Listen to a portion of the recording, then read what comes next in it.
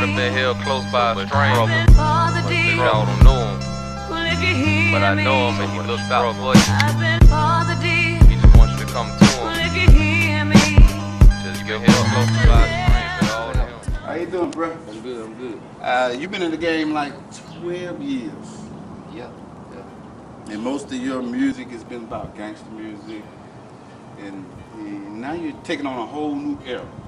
Yeah. You're going on a whole nother different path. But before we even get there, I want you to let me know what it was that inspired you to do what you're doing now, which is gospel music. We ain't gonna get too far to that yet. Yeah. But I want to get this started because I want people to know that Trill Will once gangster transforming to gospel music, but still keeping the same flavor. When I say same flavor, it's how you rap, because I know how you rap. It's the same flavor. We know it's still you, but it's more around. What it is, I did gangster music for so long, and then I quit because I ain't, I had too much other stuff going on. Home, family, and all kinds of things. So I left it alone. And the only way I would ever return towards the music, we had to have God involved in it, because God moved in my regular life. My music gonna reflect whatever my regular life is. And so he got to be in it. You know what I'm saying? For me to even spit it. And it was just a whole bunch of personal stuff going on within my life, you understand?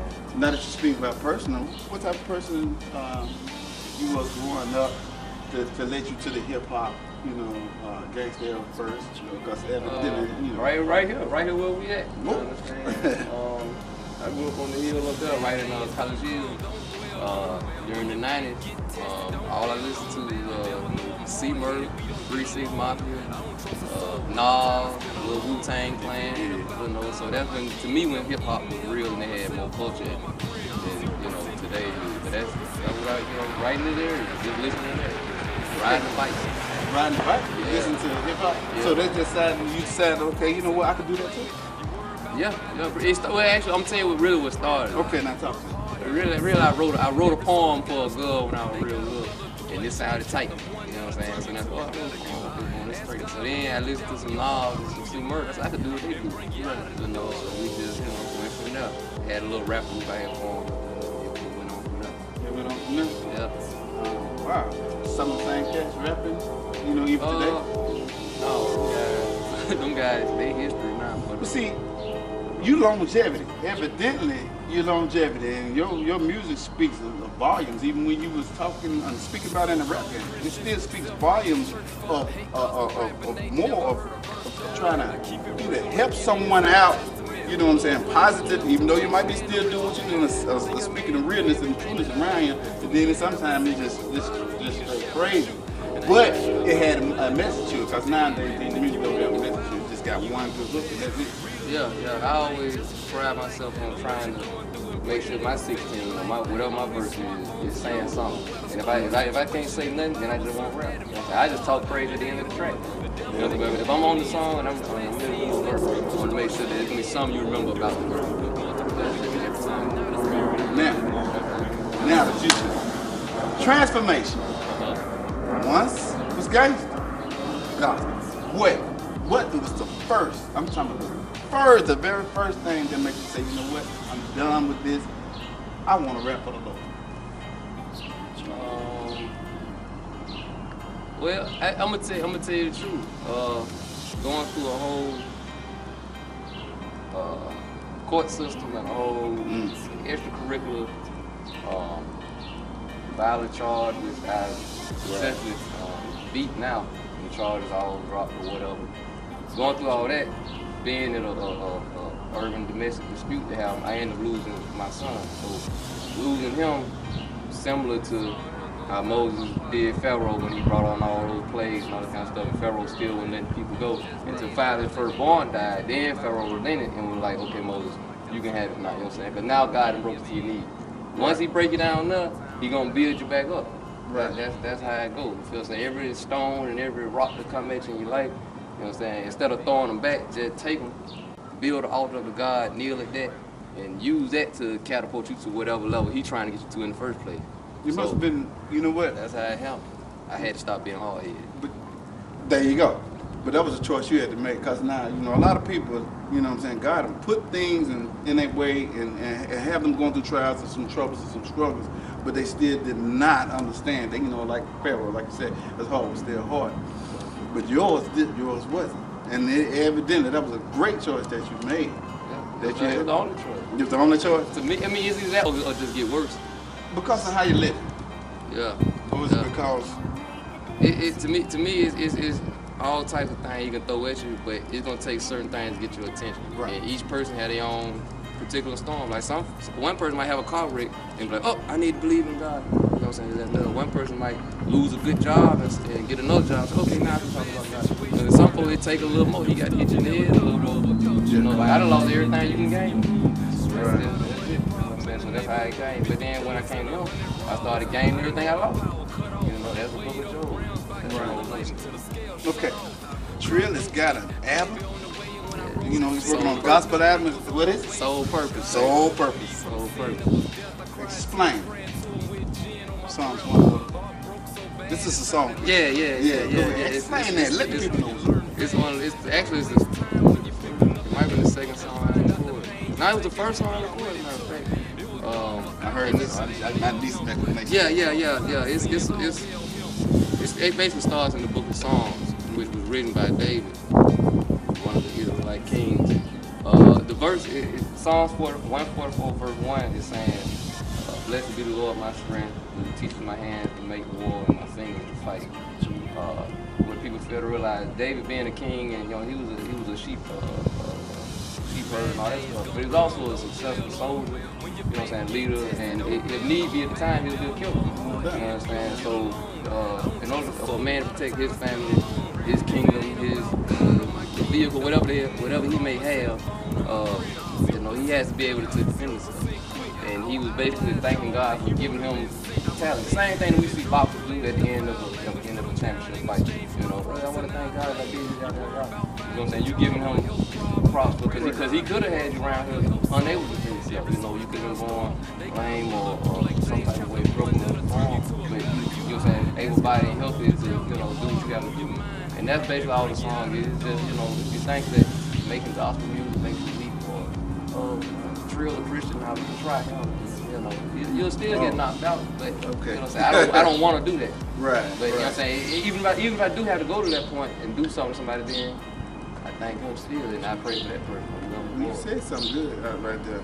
I don't know why. Some people do think, okay, now that you're Christian, you're supposed to be weak, but that is fuck from it. Yeah. You still is a man, you still want respect, you still got responsibility, you still ain't gonna let nobody run over. I don't know why people don't get that, you know what I mean?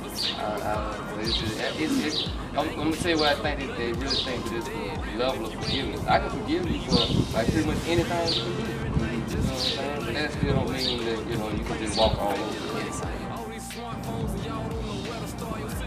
Right now, since you know Dr. Right, what do you think would be like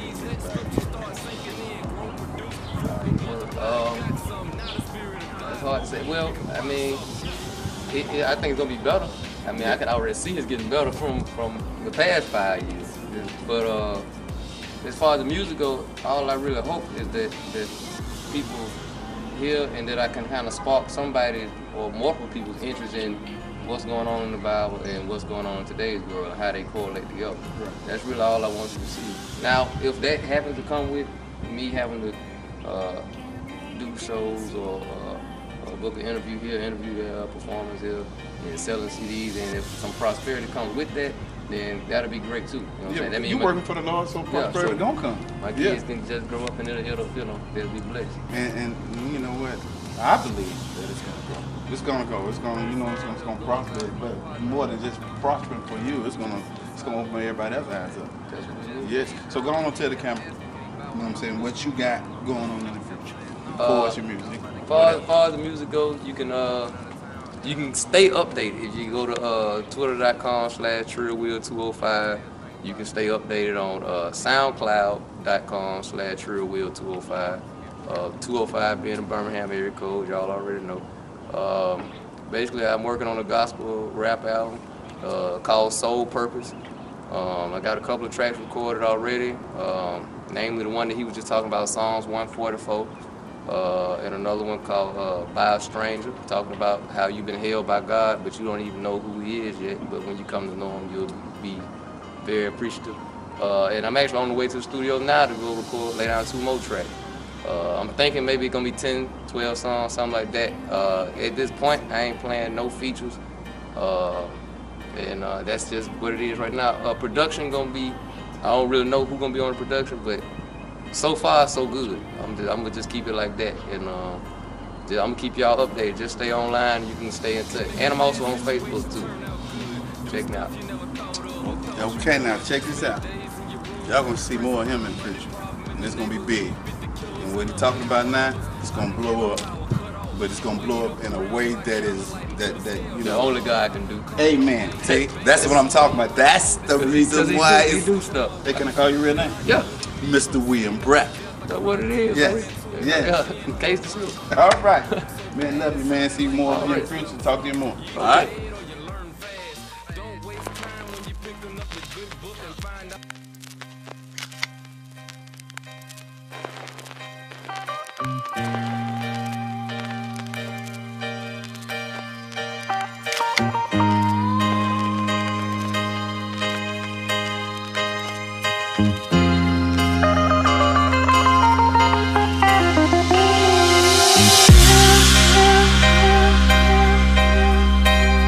Can make the day seem right and make the darkness bright. That's what you do. Who can make a bad situation turn out good? Do stuff you never thought of or thought you could. Spent days in your room stressing about a money problem in the neighborhood with 50 killers and 100 robbers. I done had my power cut off, weighed up grounds by candlelight until the scale shut off. Car note late, baby on the way, and when I rode the city bus, that 38 was on my waist. God delivered me from sin that was death. I cried tears praying to him with gin on my breath. Heart broke so bad it sounded like glass. Where I'm from, you either dead or you learn fast. Don't waste time when you picking up the good book and find out the pain you taking he already took. It was dark for hours after they nailed him to that cross, 5 sins, all hail him.